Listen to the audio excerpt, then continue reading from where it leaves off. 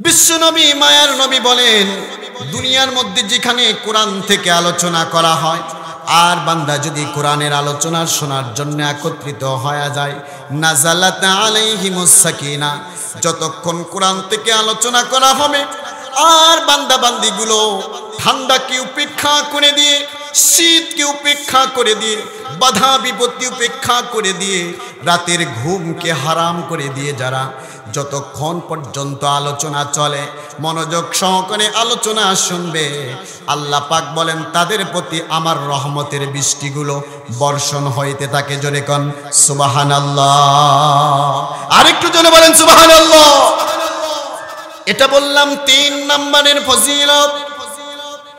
বিশ্বনবী মায়ার নবী আলো বলেন, ওয়া যাকারাহুমুল্লাহু ফি মান ইনদা, দুনিয়ার মধ্যে যদি কোথাও কোরআন থেকে আলোচনা করা হয় আর যদি বান্দারা কোরআন থেকে আলোচনা শোনার জন্য যদি একত্রিত হয়ে যায়, আমার আল্লাহ বড় খুশি হয়ে যায়। আল্লাহর নৈকট্য প্রাপ্ত কিছু ফেরেশতা আছে, একটু জোরে বলেন আছে না নাই? একটু জোরে বলেন আছে না নাই? আল্লাহর নৈকট্য প্রাপ্ত কিছু ফেরেশতা রয়েছে রে মুমিন। আল্লাহ পাক নৈকট্য প্রাপ্ত ফেরেশতাদেরকে ডাকতে থাকেন আর বলতে থাকেন, আমার ফেরেশতারা আয়, তোরা না মানুষকে সৃষ্টি করতে নিষেধ করেছিলি। আল্লাহ পাক আমাদেরকে সৃষ্টি করার আগে পরামর্শ করেছিলেন কাদের সাথে? একটু জোরে বলেন কাদের সাথে? আল্লাহ পাক বলেছিলেন, ইন্নী জাইলুন ফিল আরদি খলিফা। সবাই বলেন আল্লাহু আকবার। আল্লাহ পাক মানুষ সৃষ্টি করার আগে ফেরেশতাদের সাথে পরামর্শ করলেন, ও আমার ফেরেশতারা, দুনিয়ার মধ্যে মানুষ নামে আমি একটা জাতি সৃষ্টি করতে চাই। তোমরা যদি অনুমতি দাও তাহলে আমি মানুষ সৃষ্টি করব, আর যদি অনুমতি না দাও সৃষ্টি করব না।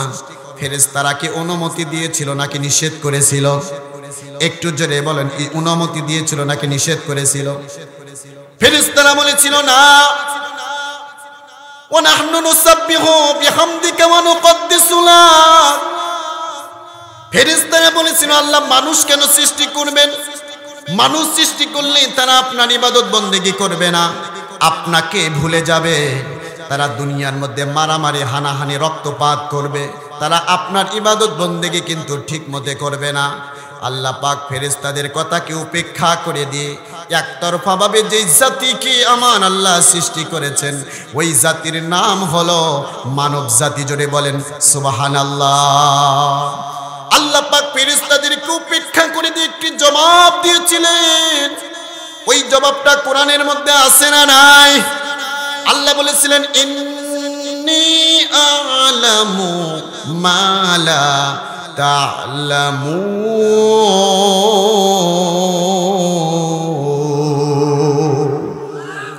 আল্লাহ পাক রব্বুল আলামিন বললেন, ইন্নী আ'লামু মা লা তা'লামুন।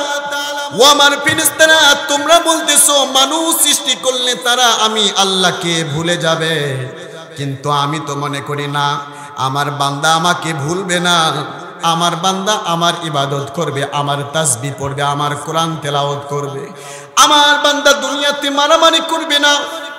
আল্লাহ পাক এই কথা বলে মানুষকে সৃষ্টি করলেন, বললেন, ইন্নী আ'লামু মা লা তা'লামুন। ও আমার ফেরেশতারা, নিশ্চয় আমি যেটা জানি তোমরা ফেরেশতারা কিন্তু সেটা জানো না। জোরে বলেন সুবহানাল্লাহ। আরেকটু জোরে বলেন সুবহানাল্লাহ। এই জন্য দুনিয়ার মধ্যে যেখানে কোরআন থেকে আলোচনা করা হয় আল্লাহ পাক বড় খুশি হয়ে যায়। নৈকট্যপ্রাপ্ত ফেরেশতাদেরকে ডাকতে থাকে আর বলতে থাকে, ও আমার ফেরেশতারা, কে কোথায় আছো? আজকে পাকপাড়া শাহী জামে মসজিদের উদ্যোগে আয়োজিত আজকের এই মাহফিলের মধ্যে তাকিয়ে দেখ, আমার কিছু আশিকিন, আমার কিছু জাকিরিন, আমার কিছু মুত্তাকিন বান্দারা একত্রিত হয়ে গেছে। দুনিয়ার কোনো আশায় তারা একত্রিত হয় নাই, বিরানির জন্য একত্রিত হয় নাই, টাকার জন্য একত্রিত হয় নাই। দুনিয়াতে বহু দল আছে, যেই দলের কর্মীদেরকে নেওয়ার জন্য তাদের লিডারের পক্ষ থেকে বাস ভাড়া করা হয়, গাড়ি ভাড়া করা হয়, বিরানি ফ্রি করে দেওয়া হয়। এরপরেও লোক পায় না, গার্মেন্টসের লোক নেওয়া যায়, এরপরেও লোক পায় না।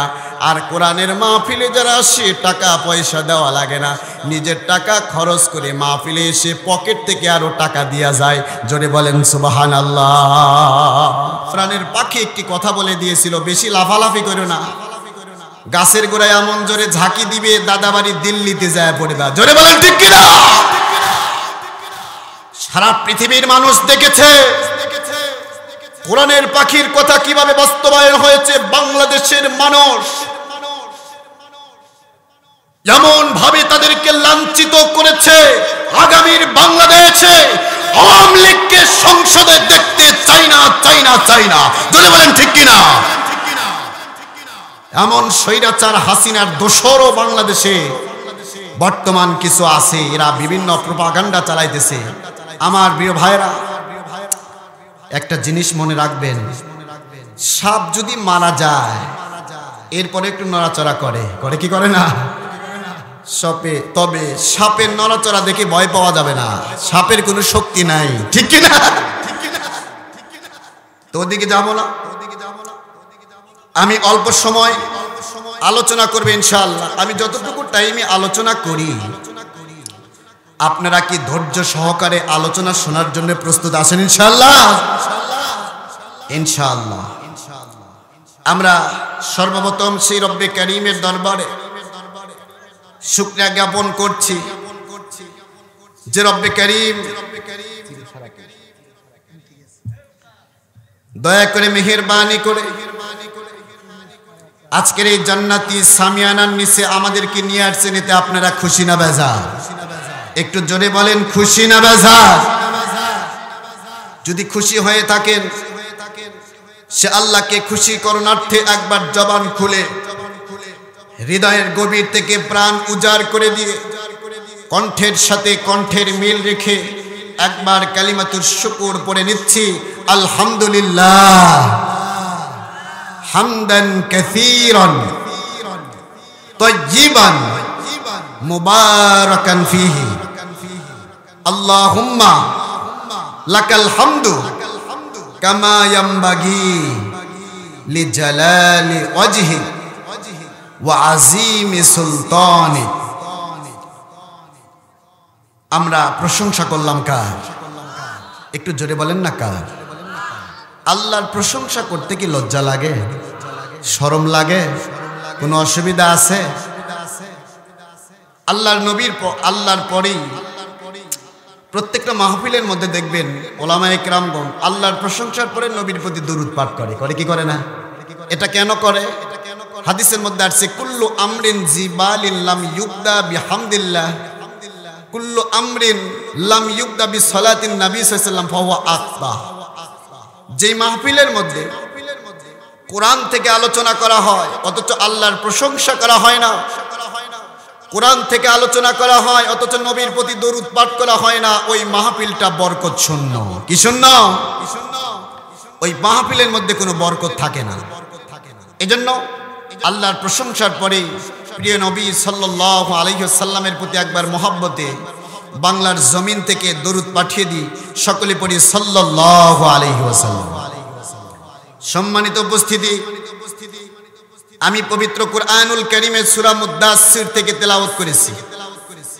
43 থেকে 47 নম্বর আয়াত পর্যন্ত আমি তেলাওয়াত করেছি। এই আয়াতের মধ্যে 4 শ্রেণীর মানুষের আলোচনা করা হয়েছে। জোরে বলেন, কয় শ্রেণী? যেই 4 শ্রেণীর মানুষগুলো চলে যাবে আল্লাহর জাহান্নামে। নাউজুবিল্লাহ বলেন।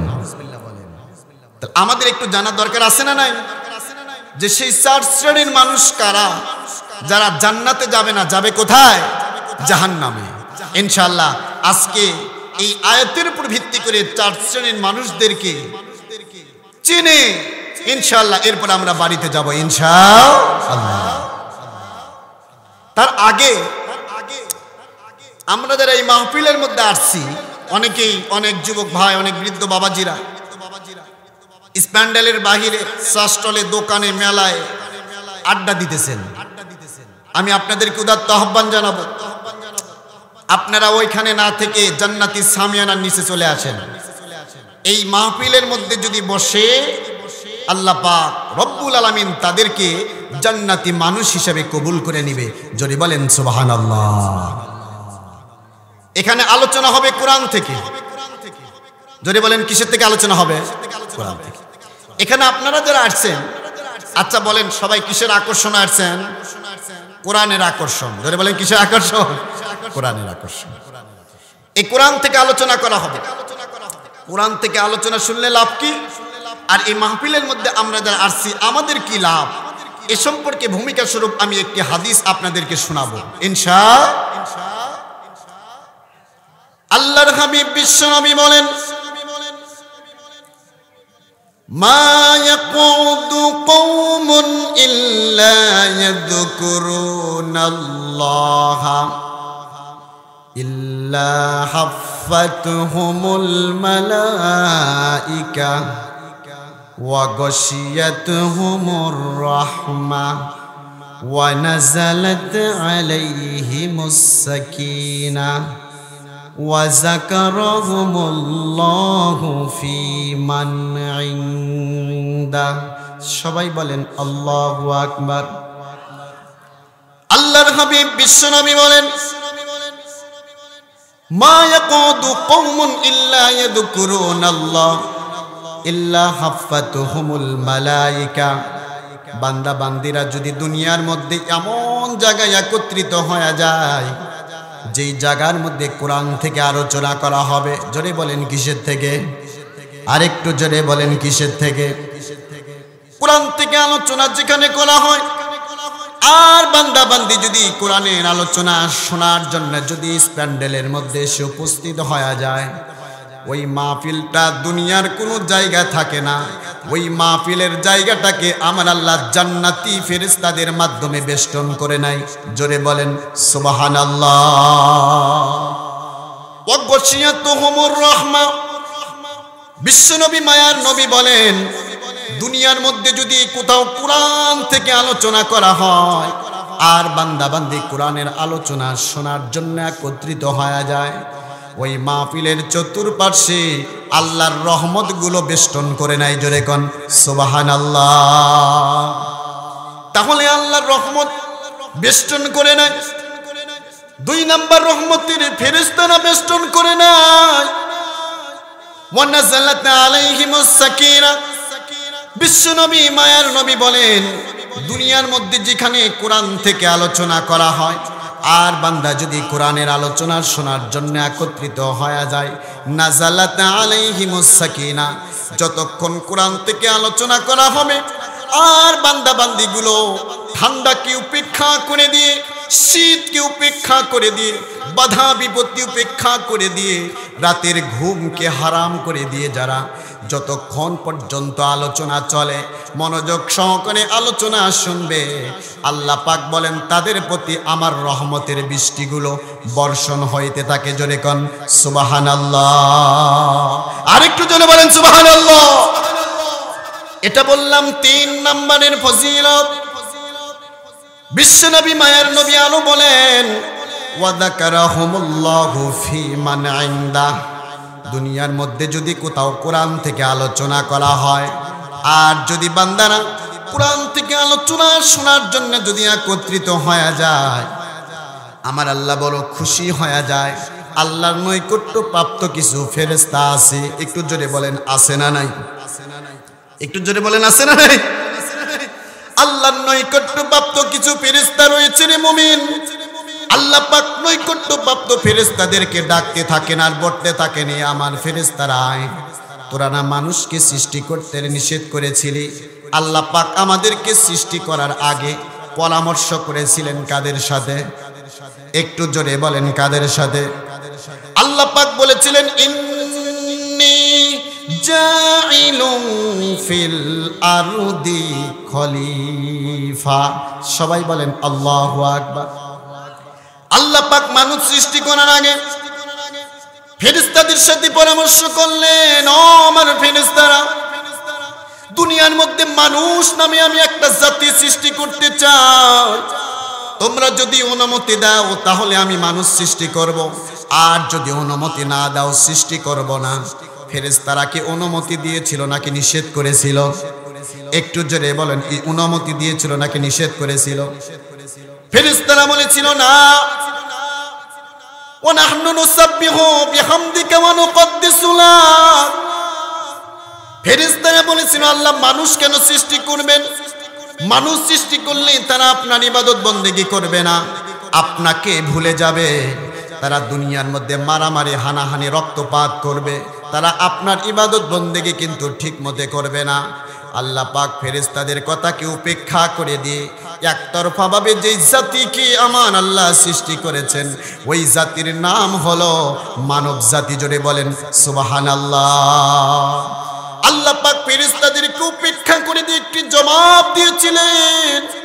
ওই জবাবটা কোরআনের মধ্যে আছে না নাই? আল্লাহ বলেছিলেন ইন্নী আ'লামু মা লা তা'লামুন।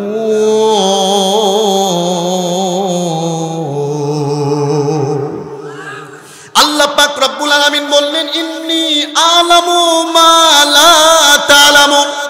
ও আমার ফেরেশতারা, তোমরা বলতেছো মানুষ সৃষ্টি করলে তারা আমি আল্লাহকে ভুলে যাবে, কিন্তু আমি তো মনে করি না আমার বান্দা আমাকে ভুলবে না। আমার বান্দা আমার ইবাদত করবে, আমার তাসবিহ পড়বে, আমার কোরআন তেলাওয়াত করবে। আমার বান্দা দুনিয়াতে মারামারি করবে না। আল্লাহ পাক এই কথা বলে মানুষকে সৃষ্টি করলেন, বললেন ইন্নী আ'লামু মা লা তা'লামুন। ও আমার ফেরেশতারা, নিশ্চয় আমি যেটা জানি তোমরা ফেরেশতারা কিন্তু সেটা জানো না। জোরে বলেন সুবহানাল্লাহ। আরেকটু জোরে বলেন সুবহানাল্লাহ। এই জন্য দুনিয়ার মধ্যে যেখানে কোরআন থেকে আলোচনা করা হয় আল্লাহ পাক বড় খুশি হয়ে যায়। নৈকট্যপ্রাপ্ত ফেরেশতাদেরকে ডাকতে থাকে আর বলতে থাকে, ও আমার ফেরেশতারা, কে কোথায় আছো? আজকে পাকপাড়া শাহী জামে মসজিদের উদ্যোগে আয়োজিত আজকের এই মাহফিলের মধ্যে তাকিয়ে দেখ, আমার কিছু আশিকিন, আমার কিছু জাকিরিন, আমার কিছু মুত্তাকিন বান্দারা একত্রিত হয়ে গেছে। দুনিয়ার কোনো আশায় তারা একত্রিত হয় নাই, বিরানির জন্য একত্রিত হয় নাই, টাকার জন্য একত্রিত হয় নাই। দুনিয়াতে বহু দল আছে, যেই দলের কর্মীদেরকে নেওয়ার জন্য তাদের লিডারের পক্ষ থেকে বাস ভাড়া করা হয়, গাড়ি ভাড়া করা হয়, বিরানি ফ্রি করে দেওয়া হয়। এরপরেও লোক পায় না, গার্মেন্টসের লোক নেওয়া যায়, এরপরেও লোক পায় না। আর কোরআনের মাহফিলে যারা আসে টাকা পয়সা দেওয়া লাগে না, নিজের টাকা খরচ করে মাহফিলে এসে পকেট থেকে আরো টাকা দেওয়া যায়। জোরে বলেন সুবহানাল্লাহ। আল্লাহ পাক রব্বুল আলামিন নৈকট্যপ্রাপ্ত ফেরেশতাদেরকে ডাকতে থাকে আর বলতে থাকে, ও আমার ফেরেশতারা, আজকে দক্ষিণ পাইকপাড়া শাহী জামে মসজিদের মাহফিলে যারা একত্রিত হয়ে গেল, আমি আল্লাহ তোদেরকে সাক্ষী রেখে বলে দিলাম, ও ফেরেশতারা, আজকের এই মাহফিলটাকে ছবি তুলে তোরা রাখ, ভিডিও করে রাখ। এই মাহফিলে যতগুলা বান্দা বান্দি একত্রিত হয়ে যাবে আমি আল্লাহ প্রত্যেকের জীবনের গুনাহগুলো মাফ করে দিব। জোরে বলেন সুবহানাল্লাহ। নারে তাকবীর। ইসলামের আলো, আল কোরআনের আলো, আল হাদিসের আলো। নারে তাকবীর। এই জন্যই কোরআনের পক্ষে থাকার জন্য রাজি আছেন না নাই? এই কোরআন এমন একটি পরশপাতন মোমেন, বান্দা যদি কোরআনের পক্ষে থাকে আর কোরআন তেলাওয়াত যদি বান্দা করে, কোরআন যদি পড়তে নাও পারে, যদি কোরআন শুধু বসে বসে শোনে, নেকি আছে না নাই? আরেকটু জোরে বলেন আছে না নাই? وَإِذَا قُرِئَ الْقُرْآنُ فَاسْتَمِعُوا لَهُ وَأَنصِتُوا لَعَلَّكُمْ تُرْحَمُونَ।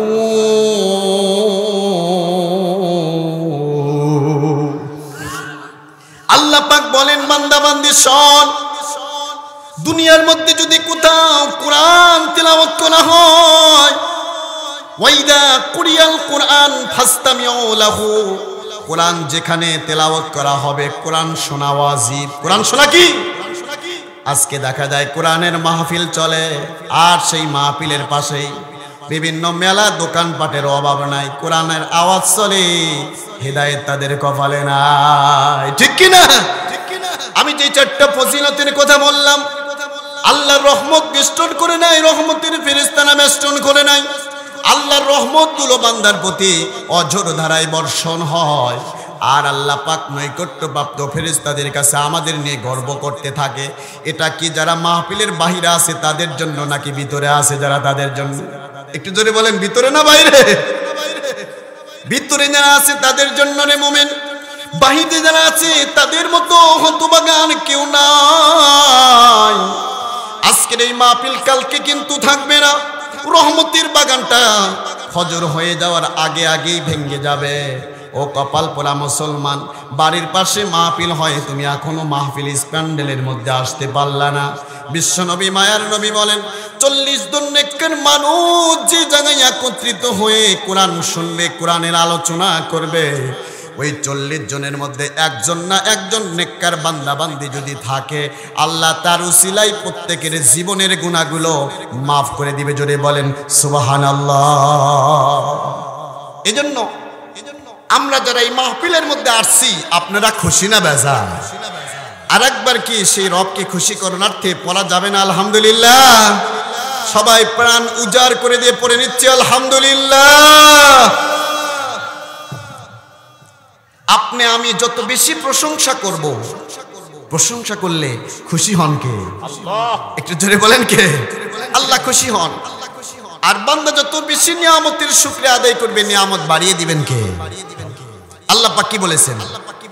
আল্লাহ পাক রব্বুল আলামিন বলেন, লা ইন শাকারতুম লা আযীদান্নাকুম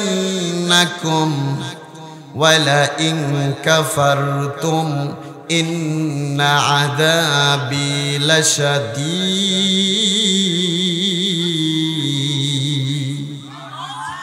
আল্লাহ পাক রব্বুল আলামিন বলেন, বান্দা তুমি যদি আমার নিয়ামত পেয়ে নিয়ামতের বেশি বেশি পরিমাণ শুকরিয়া আদায় করো, নিয়ামতের যথাযথ কদর করতে যদি বান্দা পারো, নিয়ামতের শুকরিয়া আদায় কেমনে করা যায়?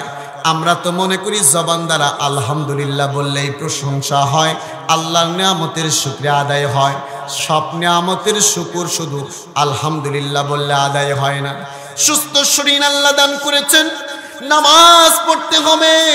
নামাজ না পড়ে আপনি যতই বলেন আলহামদুলিল্লাহ, শুকরিয়া আদায় হবে?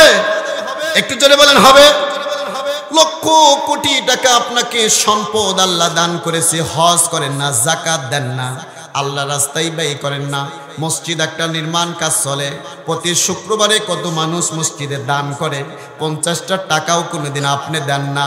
আল্লাহর হাবিব বিশ্বনবী বলেন, এই বান্দার জবান দ্বারা যতই প্রশংসা করুক না কেন, তার প্রশংসা আমি আল্লাহ পর্যন্ত পৌঁছবে না। তার কারণ সম্পদের শুকরিয়া হলো সম্পদকে আল্লাহ রাস্তায় হক অনুযায়ী আদায় করতে হবে, যাকাত দিতে হবে। সম্পদের প্রতি যদি তোমার হজ ফরজ হয়ে থাকে, হজ করতে হবে।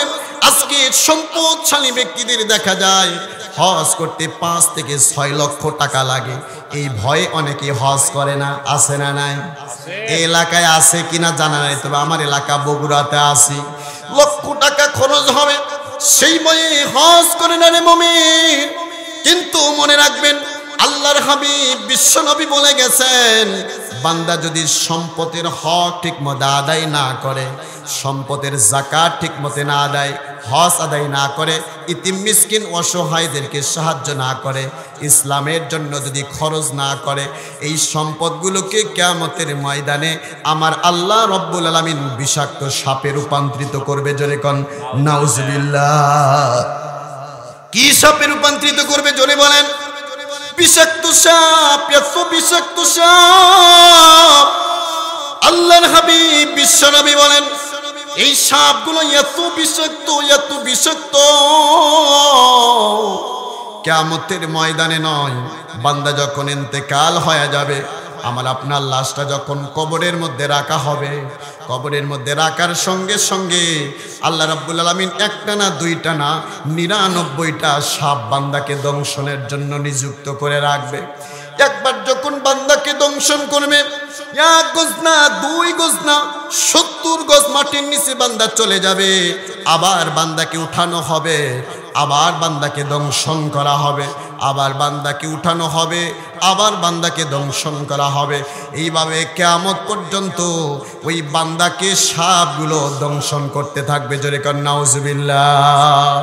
বিশ্বনবী মায়ার নবী বলেন, এত বিষাক্ত সাপ, ওই সাপ যদি দুনিয়াতে একবার যদি শ্বাস ফেলতো, ওই সাপের এত বিষ, মায়ার নবী রহমাতুল্লিল আলামিন বলেন, ওই সাপ যদি একবার দুনিয়াতে শ্বাস ফেলে, সাপের বিষের কারণে দুনিয়াতে কোনো বৃক্ষলতা তৈরি হইতো না। জোরে কোন নাউজুবিল্লাহ।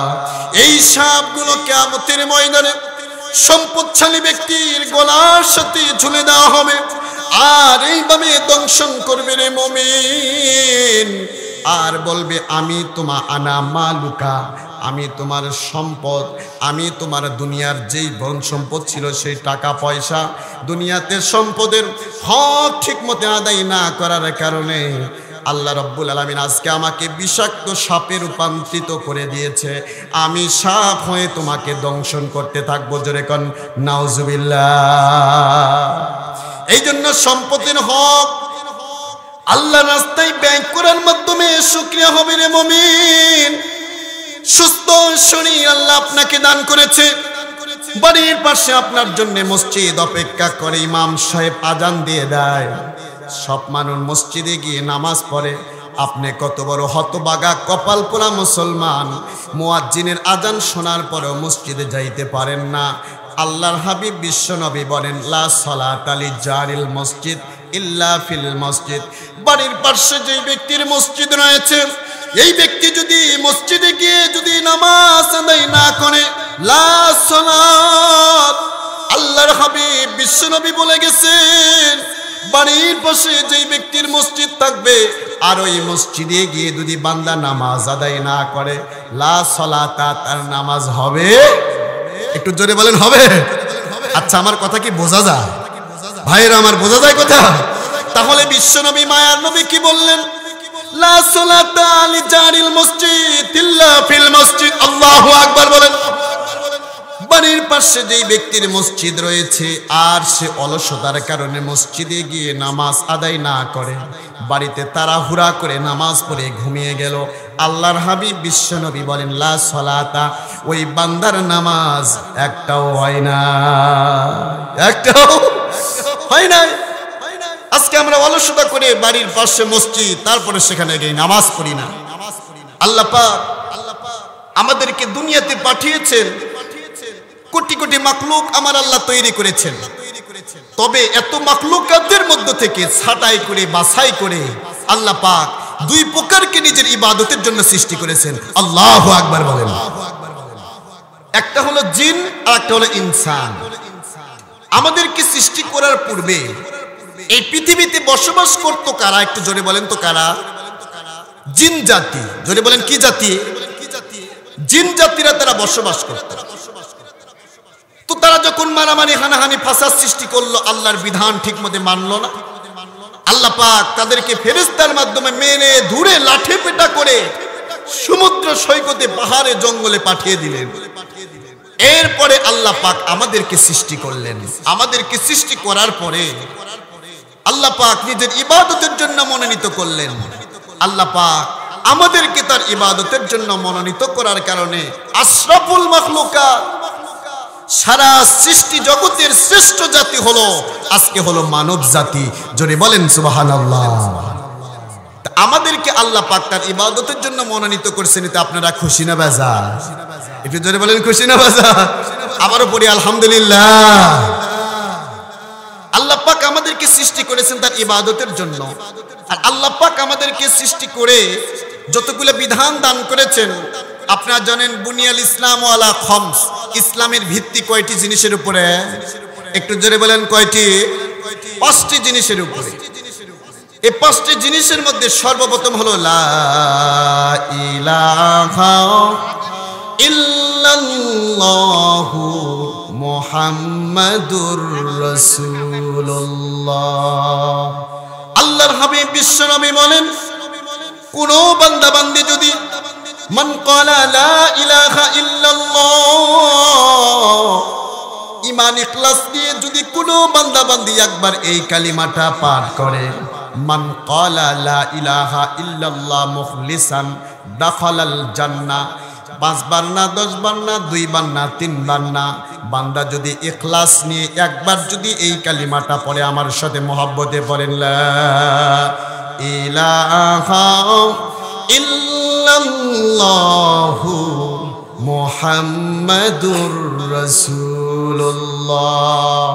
আল্লাহর হাবিব বিশ্বনবী বলেন, এই কালিমাটা যদি বান্দা একবার ঈমানের সাথে পাঠ করে রে মুমিন, দাখালাল জান্নাহ। আল্লাহু আকবার বলেন।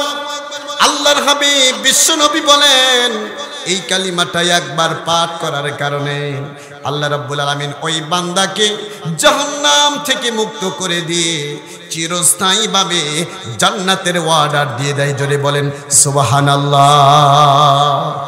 এই জন্য ঈমান আমরা মনে চেয়ে নিয়েছি। ঈমান হলো 3টা জিনিসের নাম। জোরে বলেন কয়টা?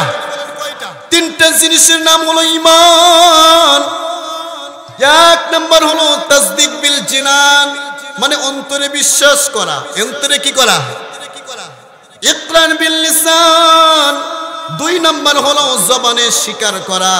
অন্তরে বিশ্বাস করতে হবে আল্লাহ কয়জন। আর একটু জোরে বলেন কয়জন? আল্লাহ হলেন একজন। আল্লাহ তাআলার সাথে কোনো শরীক নাই, আল্লাহর কোনো শরীক নাই। এই পৃথিবীর মধ্যে সকল ক্ষমতার উৎস হলেন কে? অনেক দলে শোনা যায় সকল আল্লাহ কি এক, মানে ঠিক আছে, তবে আমার এটাও মানে যে সকল ক্ষমতার উৎস জনগণ। আছে না নাই? ধর্ম নিরপেক্ষবাদ, এটা কিন্তু ইসলাম সাপোর্ট করে না রে মুমিন। আল্লাহ হলেন একজন। ইনিল হুকমু ইল্লা লিল্লাহ। আল্লাহ যেমন একজন, আল্লাহর কোনো শরীক নাই। আসমানের মালিককে একটু জোরে বলেন, একটু জোরে বলেন কে? জমিনের মালিকটাকে? আসমানের মালিক হলেন আল্লাহ, জমিনের মালিক হলেন আল্লাহ। তাহলে দুনিয়াতে হুকুম চলবে কার? একটু জোরে বলেন কার? এই জন্য আল্লাহ বলেন, ও বান্দা, তোদেরকে আমি কোরআন দান করে দিলাম। এই কোরআন যদি কোনো বান্দা নিজের ব্যক্তি জীবনে পরিচালনা করে, পারিবারিক জীবনে বান্দা যদি কোরআন অনুযায়ী নিজের পরিবার পরিচালনা করে, সমাজ যদি পরিচালনা করে, রাষ্ট্র যদি পরিচালনা করে, আল্লাহ রাব্বুল আলামিন বলেন ওই ব্যক্তির মধ্যে, পরিবারের মধ্যে, সমাজের মধ্যে, ওই রাষ্ট্রের মধ্যে শান্তি আসবে। তা না হলে শান্তি নাই। ঠিক কি না? তার কারণ হলো কোরআন হলো পরশ পাথর। বলেছিলাম আল্লাহ পাক সূরা ইব্রাহিমের শুরুতে বলেন, আলিফ লাম মিম কিতাবুন আনজালনাহু ইলাইকা লিতুখরিজান নাসা মিনাল যুলুমাতি ইলান নূর। আল্লাহ পাক রব্বুল আলামিন বলেন, কিতাবুন আনজালনাহু ইলাইকা, যেমন একটি কিতাব আমি তোমার প্রতি নাজিল করে দিলাম, লিতুখরিজান নাসা মিনাজ যুলুমাতি ইলান নূর। এই কোরআন অনুযায়ী যদি বান্দা নিজের জীবন পরিচালনা করে, সমাজ যদি পরিচালনা করে, রাষ্ট্র যদি পরিচালনা করে, আল্লাহ পাক বলেন এই কোরআনটা হলো মানুষদেরকে লিতুখরিজান নাসা মিনাজ যুলুমাতি ইলান নূর, অন্ধকারাচ্ছন্ন মানুষগুলোকে হেদায়েতের আলোর দিকে তাদেরকে নিয়ে যাবে। জোরে বলেন সুবহানাল্লাহ। আর একটু জোরে বলেন সুবহানাল্লাহ। এই জন্য এই কোরআন এমন একটি কিতাব, বান্দা যদি কোরআন পড়ে প্রত্যেকটা অক্ষরে নেকি আছে না নাই? দুনিয়ার কোনো বই পুস্তক পড়লে প্রত্যেকটা অক্ষরে অক্ষরে 10টা নেকি দেওয়া হবে, বলা হয়েছে নাকি না? অথচ মান ক্বারাআ হারফাম মিন কিতাবিল্লাহ ফালাহু আশরু আমসালিহ। আল্লাহর হাবিব বিশ্ব নবী বলেন, বান্দা বুঝে পড়ুক আর না বুঝে পড়ুক, কোরআন যদি তিলাওয়াত করে প্রত্যেকটা অক্ষরে অক্ষরে বান্দার আমলনামায় 10টি করে নেকি লিখে দেওয়া হয়। জোরে কোন সুবহানাল্লাহ। আচ্ছা বলেন, আমরা এখানে যারা আছি, কিয়ামতের ময়দানে আমরা নাজাত পাইতে চাই কি চাই না? চাই কি চাই না? এই কোরআন আপনার জীবনে বাস্তবায়ন করেন, এই কোরআন আপনাকে সুপারিশ করে আল্লাহ জান্নাতে নিয়ে যাবে। জোরে বলেন সুবহানাল্লাহ। এই পৃথিবীটা কি স্থায়ী না অস্থায়ী? পৃথিবী অস্থায়ী। আর আমার আপনার জন্য স্থায়ী জীবন যেটা রয়েছে, পরকালীন জীবন, জান্নাতের জীবন, সেটা হলো স্থায়ী জীবন অপেক্ষা করতেছে। পৃথিবীটা কিন্তু স্থায়ী নয়, পৃথিবীটা হলো অস্থায়ী। অথচ এই পৃথিবীর অস্থায়ী জীবনের জন্য কত পাথেয় আমাদের লাগে, কত জিনিসপত্র লাগে, একটু কি চিন্তা করেন না? ওই কবরের জীবনে পাথেয় আমাদের সরু সামানের দরকার আছে না?